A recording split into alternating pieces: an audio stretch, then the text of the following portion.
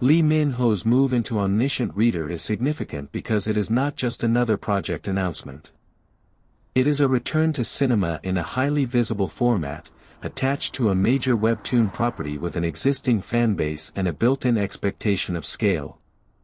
The role of Yoo Jung-hyuk is especially important. He is not simply a romantic lead or a polished authority figure. He is a fictional protagonist inside a story world that becomes real, a survivor who repeatedly returns after death, carrying the burden of endless attempts to change fate. This gives the character a darker mythic function. For Lee Min-ho, that matters because cinema demands a different concentration of screen presence than television. In a drama, an actor has time to stretch, repeat, soften, and gradually adjust perception.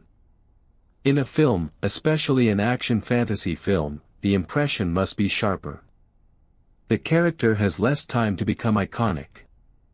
The collaboration with Ahn Hyo-seop also changes the dynamic. Ahn plays Kim Dok-ja, the ordinary reader who understands the story's structure, while Lee plays the fictional hero trapped in cycles of survival. That creates a dual protagonist tension. One character knows the narrative from the outside, the other has lived its violence from within. This is not a typical Lee Min-ho setup. He is not the only emotional center. He must function as part of a larger mythological mechanism. That can be a strength because it reduces dependence on familiar romantic charisma.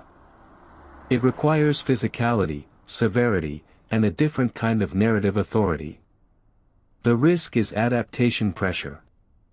Webtoon readers often have very fixed expectations. They do not just want a good performance, they want a recognizable embodiment of a character they already imagined. That makes casting both powerful and dangerous.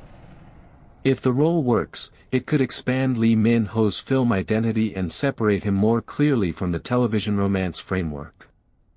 If it feels too close to his established image, then the project may be remembered more as star casting than transformation.